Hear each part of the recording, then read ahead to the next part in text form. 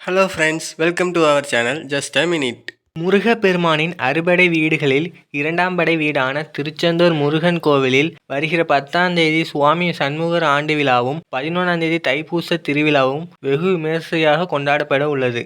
மேலும் 12ஆம் தேதி பௌர்ணமி தினமும் வருகிறது. இந்த நாட்களில் திருச்செந்தூர் கோவிலுக்கு லட்சக்கணக்கான பக்தர்கள் சாமி தரிசனம் செய்ய வருவார்கள். வருகின்ற பக்தர்களுக்கு செய்ய வேண்டிய அடிப்படை வசதிகள் குறித்தும் முன்னேற்பாடுகள் குறித்தும் அனைத்து துறை அதிகாரிகளின் ஆலோசனை கூட்டம் நேற்று திருச்செந்தூர் உதவி கலெக்டர் அலுவலகத்தில் நடந்தது.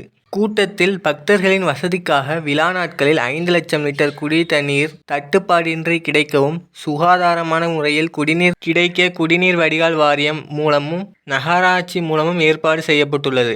அதேபோல் தடையின்றி மின்சாரம் வழங்க ஏற்பாடு செய்யப்பட்டுள்ளது. தைப்பூச தினத்தன்று 100க்கும் மேற்பட்ட சிறப்பு பஸ்கள் இயக்கப்பட உள்ளது. 800க்கும் மேற்பட்ட போலீசார் பாதுகாப்பு பணியில் ஈடுபட உள்ளனர். மேலும் பல்வேறு மாவட்டங்களில் இருந்து பாத யாத்திரை பக்தர்கள் கூட்ட நெரிசல் இல்லாமல் எளிமையான முறையில் தரிசனம் செய்ய கோவில் நிர்வாகம் சார்பில் தனி வழி ஏற்பாடு செய்யப்பட்டுள்ளது. அதேபோல் கோவிலுக்கு வரும் பாத யாத்திரை பக்தர்கள் சாதி ரீதியான கட்சி கொடிகளை கொண்டு வரவோ சாதி ரீதியான ஆடைகளை அணிந்து வரவோ கூடாது. கோவில் வளாக பகுதிகளில் அதிகப்படியான பக்தர்கள் கூடும் இடங்களில் கூடுதலாக கண்காணிப்பு கேமராக்கள் பொருத்தப்பட்டு கண்காணிக்க ஏற்பாடு செய்யப்பட்டு உள்ளது.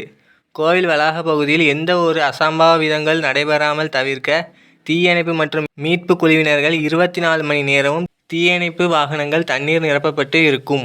அதேபோல் ஆம்புலன்ஸ் தயார் நிலையில் நிற்கும். மேலும் கோவில் வளாகத்தில் பக்தர்களின் வசதிக்காக மருத்துவ முகாம்கள் அமைக்கப்படும். நகர் பகுதியில் போக்குவரத்து நெருக்கடியை சமாளிக்கும் வகையில் நெல்லை ரோட்டில் தற்காலிக பஸ் நிலையம் அமைக்கப்படும். அதேபோல் தற்காலிக பஸ் நிலையத்தில் இருந்தும் பகத்சிங் பஸ் நிலையத்தில் இருந்தும் கோவில் பஸ் நிலையத்திற்கும் கூடுதலாக சர்க்குலர் பஸ்கள் இயக்கப்படும் என்று தெரிவிக்கப்பட்டுள்ளது. திருச்செந்தூர் சுப்பிரமணிய சுவாமி கோயிலில் மாதந்தோறும் பௌர்ணமி தினத்தன்று பக்தர்கள் கூட்டம் அதிகமாக இருக்கும். ஆதலால் உண்டியல் நிரம்பிவிடும். இதனால் மாதந்தோறும் உண்டியல் காணிக்கை எண்ணப்படுகிறது. கடந்த 6ஆம் தேதி எண்ணும்போது உண்டியல் எண்ணிக்கை 2,51,86,242 ரூபா கிடைத்துள்ளது. அதேபோல் 1 கிலோ 40 கிராம் தங்கமும் 20 கிலோ 800 கிராம் வெள்ளியும் 1,248 வெளிநாட்டு கரன்சிகளும் பக்தர்கள் காணிக்கையாக செலுத்தியிருந்தனர். வீடியோ பிடிச்சிருந்தா லைக் போட்டுருங்க. மேலும் தகவலுக்கு மறக்காம சப்ஸ்கிரைப் பண்ணிருங்க. கூடவே இருக்கிற பெல் பட்டனையும் கிளிக் பண்ணிருங்க. இது உங்கள் ஜஸ்ட் மினிட். தேங்க்ஸ் ஃபார் வாட்சிங்.